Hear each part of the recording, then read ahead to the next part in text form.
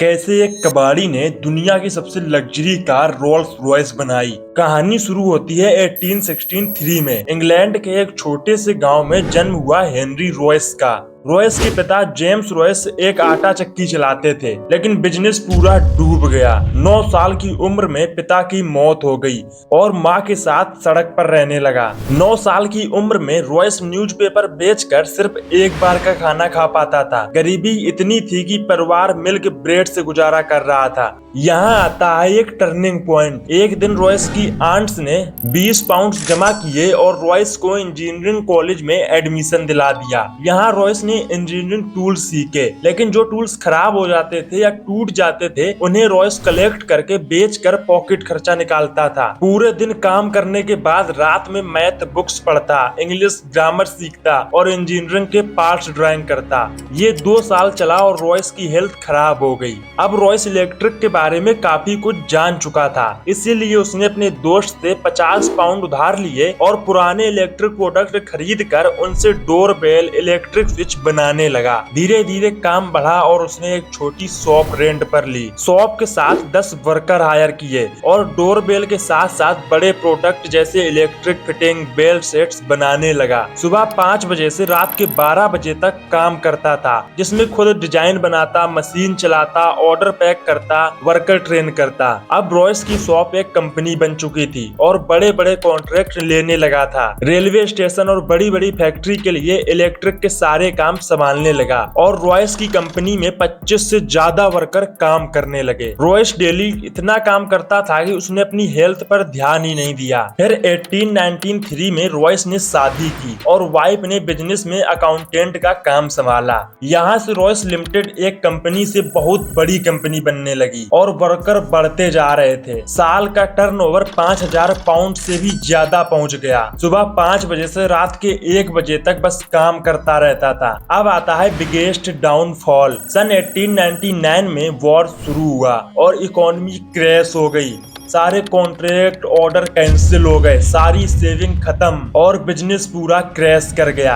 इन्हीं सब के कारण रॉयस सदमे में चला गया और डॉक्टर ने उसे रेस्ट और फ्रेश एयर में रहने के लिए बताया। ठीक होने के बाद रॉयस एक कार से कहीं जा रहे थे। जिस कार में वो बैठे थे वो बहुत हीट और आवाज करती थी और अनकंफर्टेबल भी थी। रॉयस ने उसे मॉडिफाई करने को सोचा और मॉडिफाई के चक्कर में उसे पूरा बदल डाला। ओवरहीट, वाइब्रेशन जैसी समस्याएं खत्म कर दी। यहाँ से रॉयस को नई कार बनाने का आइडिया मिला। अब होती है एक नए कैरियर की शुरुआत। 1 अप्रैल 1904 को रॉयस ने अपनी पहली कार बनाई और 50 किलोमीटर नॉन स्टॉप चलाकर जब घर पहुंचा तो वाइफ और दोस्त का मुंह खुला रह गया। फिर रॉयस ने 2 कार और बनाई। पहली कार अपने दोस्त को टेस्टिंग के लिए दी तो 1000 किलोमीटर नॉन स्टॉप चली बिना किसी ओवरहीट और वाइब्रेशन के। फिर रॉयस ने एक कार और बनाई और वो अपने पास रखी। अभी तक रॉयस ने 3 कार बनाई थी, तीनों एक से बढ़कर एक थी। रॉयस ने कार तो बना ली थी, लेकिन उसे लोगों तक पहुंचाना इम्पॉसिबल था। तभी एंट्री होती है चार्ल्स रॉल्स की। देखो, जब रॉयस की हैंडमेड कार रॉयस लिमिटेड के डायरेक्टर ने चलाई तो उसे वो बहुत पसंद आई। रॉयस से बोला, एक बंदा है लंदन का चार्ल्स रॉल्स, मैं तुम्हें उससे मिलवाता हूँ। चार्ल्स रॉल्स रिच फैमिली का एक 28 ईयर ओल्ड लड़का था और कारें बेचता था। एक होटल में हेनरी रॉयस और चार्ल्स रॉल्स की मुलाकात हुई और रॉल्स ने जब रॉयस की हैंडमेड कार चलाई तो उसे वो दुनिया की सबसे बेस्ट कार लगी और रॉल्स ने कहा, मैंने दुनिया का सबसे ग्रेटेस्ट इंजीनियर ढूंढ लिया, जितनी कार्स तुम बनाओगे सारी बेचूंगा, नो लिमिट। रॉयस मुस्कुराया और बोला, ठीक है। दोनों ने मिलकर डीलिंग की और कंपनी का नाम रोल्स रॉयस रखा। रॉल्स ने तुरंत 6 कार का ऑर्डर दिया, 3 10 HP की जो रॉयस पहले बना चुके थे और 3 15 HP की जो नई डिजाइन थी। बड़ा engine, luxury seat, better suspension. Cars को बेचने के लिए रॉल्स अपने शोरूम लंदन ले गया। अब एक प्रॉब्लम आती है, रॉयस की शॉप छोटी पड़ गई और बड़ी फैक्ट्री की डिमांड की। रॉल्स ने तुरंत बनवा दी और 15 मार्च 1906 को Rolls Royce limited officially register हो गई। अब रॉयस ने कुछ बड़ा करने का सोचा और 50 HP की सिल्वर घोस्ट कार बनाई और 4000 किलो किलोमीटर की नॉन स्टॉप टेस्ट ड्राइव की, 48 दिन लगातार चलाई और इसे वर्ल्ड बेस्ट कार का टाइटल मिला। इसीलिए ये कार 1000 पाउंड्स में बिची। अब रोल्स रॉयस को पूरी दुनिया जानने लगी थी और इंडिया ऑस्ट्रेलिया के रिच लोग कार्स ऑर्डर करने लगे और ग्लोबली एक्सपोर्ट होने लगी। अब कंपनी में 1000 से ज्यादा वर्कर 24 घंटा काम करते थे। रॉयस की हेल्थ खराब थी लेकिन बेस्ट को बेहतर बनाने की कोशिश करता रहा। फिर आता है एक टर्निंग पॉइंट। 12 जुलाई 1910 को चार्ल्स रॉल्स की एक प्लेन क्रैश में मौत हो जाती है। हाँ, ये वही इंसान है जिसने रोल्स रॉयस को ग्लोबली फेमस किया था। इस हादसे के बाद रॉयस टूट जाता है लेकिन कंपनी को रुकने नहीं दिया। फिर एंट्री होती है वर्ल्ड वार 1 की।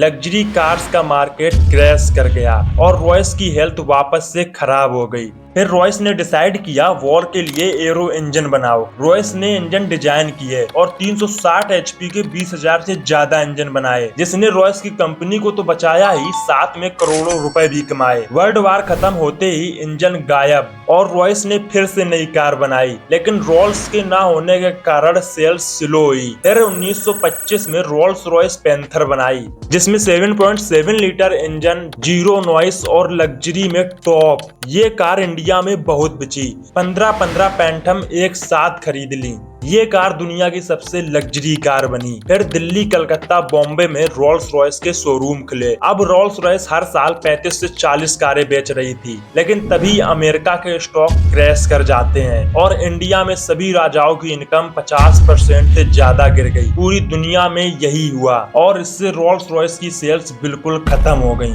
और इन्हीं सब के कारण सन 1933 में एक बार फिर सर हेनरी रॉयस की तबीयत खराब हुई और इस बार वो नहीं बचे। उनके लास्ट वर्ड थे, इम्प्रूव ऑलवेज इम्प्रूव। कंपनी की कमान कंपनी के डायरेक्टर ने संभाली। फिर आता है world war 2।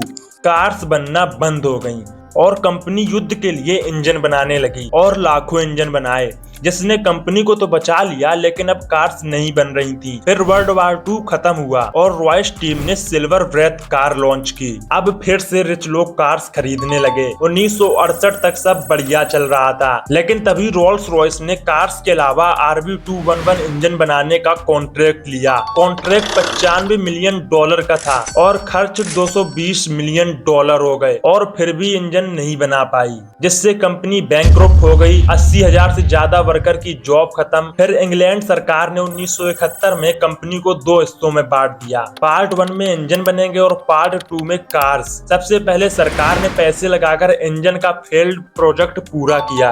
Bikers PLC company ने रोल्स रॉयस मोटर्स को 8.5 मिलियन पाउंड्स में खरीद लिया। वाइकर्स पीएलसी ने उसमें बेंटली कंपनी को भी ऐड किया। नई कारें लॉन्च की, कंपनी को पुनर्जन्म दिया। लेकिन 1998 में फिर से एक बार रोल्स रॉयस को बेचने का डिसाइड किया और 2 बड़ी कंपनी BMW और वॉक्सवैगन खरीदने आई। वॉक्सवैगन ने 450 मिलियन पाउंड्स में मोटर्स का हिस्सा खरीद लिया। नाम और लोगो BMW ने खरीद लिया। इसीलिए अब की जो रोल्स रॉयस आती हैं उसमें इंजन BMW का होता है और जो बेंटली आती हैं उसमें असली रोल्स रॉयस का इंजन होता है। न्यूज़पेपर बेचने वाला लड़का इतनी मेहनत से कंपनी बनाता है, लेकिन उसके मरते ही कंपनी खत्म हो जाती है। रोल्स रॉयस ने स्टार्टिंग से अभी तक हैंड्स मेड ही कार बनाई, इसीलिए इतनी एक्सपेंसिव है। आपको ये कहानी कैसी लगी कमेंट में जरूर बताना। और इससे भी खतरनाक कहानी BMW की है, डिस्क्रिप्शन में लिंक पिन है, जाकर देख लो। और हाँ, वीडियो अच्छा लगा हो तो लाइक कर देना और चैनल को सब्सक्राइब कर देना। बाय।